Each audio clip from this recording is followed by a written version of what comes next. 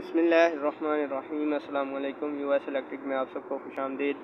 दोस्तों, कैसे हैं आप सब? उम्मीद करता हूँ सब खैरियत से होंगे। अल्लाह ताला हम सबको अपने हिफ्ज़ व अमान में रखे, आमीन सुम्मा आमीन।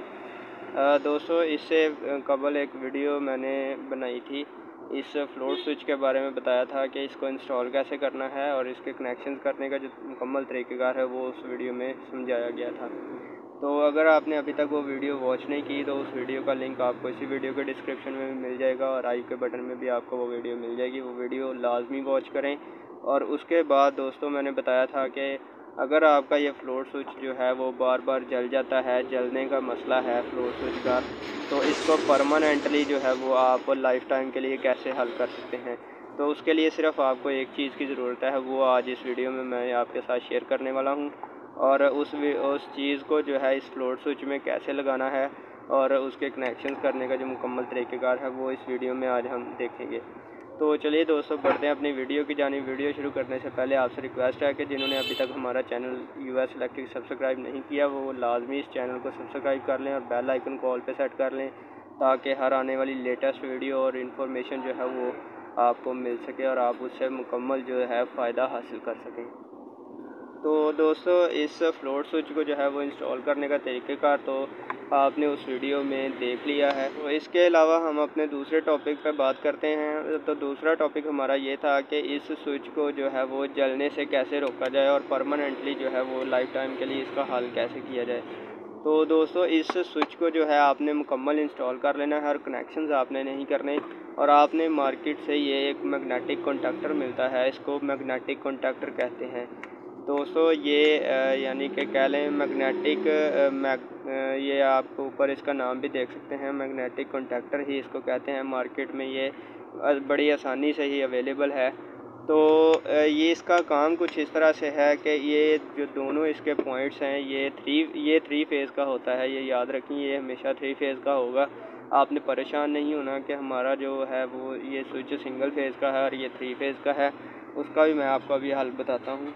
तो दोस्तों, इसका जो काम है वो कुछ इस तरह से है कि यहाँ पे इसको सप्लाई दी जाती है और यहाँ से आउट की जाती है, या यहाँ से आप इन कर लें, यहाँ से आउट कर लें, इसका कोई मसला नहीं है। और दोस्तों, जैसे ही ये आप दो पॉइंट देख रहे हैं, एक ये है और एक ये है, और दूसरी साइड पे भी आप ये देख रहे हैं दोस्तों, इस साइड पे आप सप्लाई दे दें मेन सप्लाई आप इस साइड पे दे दें। ये दो पॉइंट जो हैं इसके अंदर एक कॉइल होती है जो कि इसको पुश करती है और इसको अपनी तरफ जब खींचती है तो यहाँ का और यहाँ का ये दोनों आपस में जुड़ जाते हैं और ये कनेक्शन मुकम्मल होने की वजह से यहाँ की सप्लाई या यहाँ की सप्लाई इधर आ जाती है। तो दोस्तों, इसका तो ये काम है।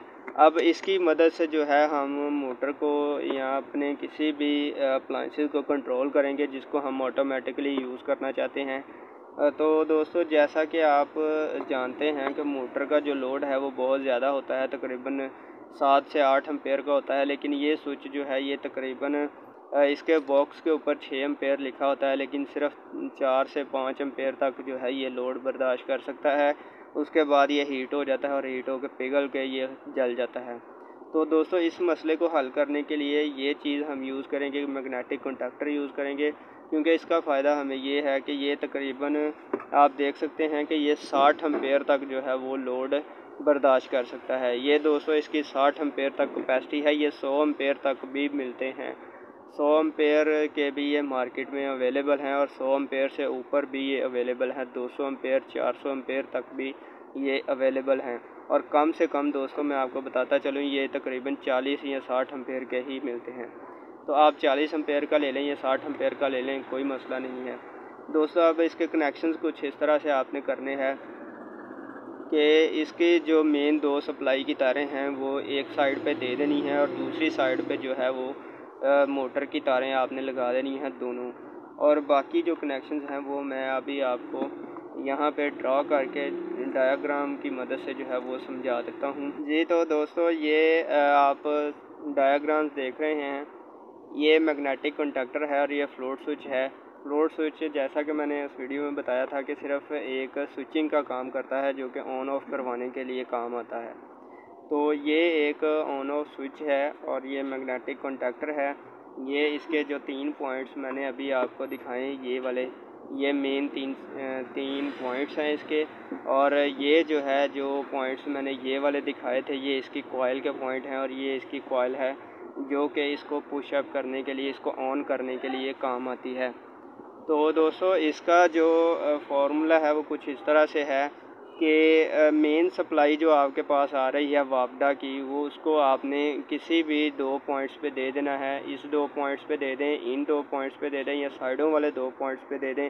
किसी भी 2 पॉइंट्स पे आपने मेन सप्लाई लगा देनी है और उसी जिन 2 पॉइंट्स पे आप मेन सप्लाई लगाएंगे, उन्हीं के नीचे जो 2 पॉइंट्स हैं उनमें से वो सप्लाई निकाल कर आपने मोटर को दे देनी है। ये दोस्तों आपने इतना काम करना है और आपका जो है वो मोटर के साथ कनेक्शन हो जाएगा। अब फ्लोट स्विच की मदद से आपने मोटर को जो है वो कंट्रोल नहीं करना, बल्कि मैग्नेटिक कंडक्टर को कंट्रोल करना है। पिछली वीडियो में जो है वो फ्लोट स्विच की मदद से हमने मोटर को कंट्रोल किया था, लेकिन मोटर का लोड ज़्यादा होने की वजह से ये जल जाता है, इसलिए दरमियान में हमने ये मैग्नेटिक कंडक्टर लगाया है। अब हम फ्लोट स्विच की मदद से मोटर को नहीं बल्कि मैग्नेटिक कंडक्टर जो है वो कंट्रोल करेंगे, इसको ऑन ऑफ करवाएंगे। जब ये ऑन ऑफ होगा तो मेन सप्लाई जो है वो मोटर को मिलेगी या बंद हो जाएगी, यानी कि ये जो है मोटर को कंट्रोल करेगा और फ्लोट स्विच जो है मैग्नेटिक कंडक्टर को कंट्रोल करेगा। तो दोस्तों अब आपने मैग्नेटिक कंडक्टर को आपने कैसे कंट्रोल करना है उसका तरीक़ेकार आप देख लें।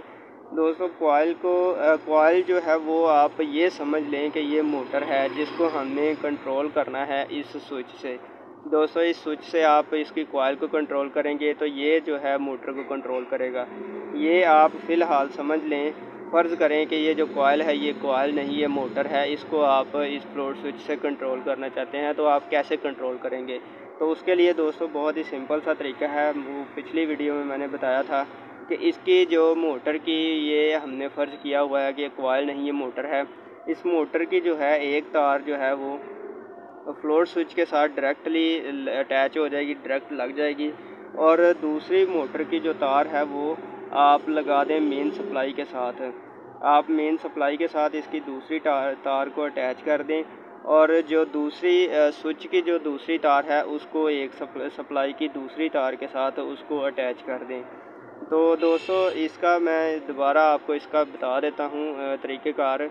वो कुछ इस तरह से है कि ये कॉइल फ़र्ज़ करें मोटर है और मोटर की जो एक तार है वो जैसा कि ये बॉक्स के ऊपर भी मैंने पिछली वीडियो में बताया था कि मोटर की एक तार सप्लाई को डायरेक्ट लगानी है और दूसरी तार जो है वो स्विच को लगानी है, और स्विच के अंदर से दूसरी तार निकाल के आपने सप्लाई की दूसरी तार को लगा देनी है। इसी तरीक़ेकार को हम इस तरीके में इस्तेमाल करेंगे और वो कुछ इस तरह से है कि कॉइल की जो सप्लाई है, कॉइल की एक तार को हम मेन सप्लाई के साथ लगा देंगे। और दोस्तों कॉइल को मैं मोटर जो है वो इसलिए कंसिडर करवा रहा हूँ ताकि आपको समझने में आसानी हो। तो अगर आप इस कॉइल को भी समझ सकते हैं तो आपके लिए बहुत ही आसान है। कॉइल की एक तार मेन सप्लाई को लगा देनी है और दूसरी तार जो मेन सप्लाई की है वो फ्लोट स्विच को दे देनी है, और फ्लोट स्विच की एक तार और कॉइल की एक तार, इन दोनों को आपस में आपने जॉइंट कर देना है। अब दोस्तों इसके जो वर्किंग पॉइंट है, जो वर्किंग करने का तरीक़ेकार है उसको देख लेते हैं। तो दोस्तों जैसे ही फ्लोट स्विच जो है वो ऑन होगा, फ्लोट स्विच के ऑन होते ही ये आप फ़र्ज़ कर लें कि ये फ्लोट स्विच जो है वो ऑन हो गया है। फ्लोट स्विच के ऑन होते ही कॉइल को एक सप्लाई की एक तार जो है वो कॉइल के साथ ऑलरेडी अटैच है, तो इस स्विच को ऑन होते ही कॉइल को दूसरी सप्लाई भी, जो न्यूट्रल या फेज़ दूसरा जो है वो भी मिल जाएगा।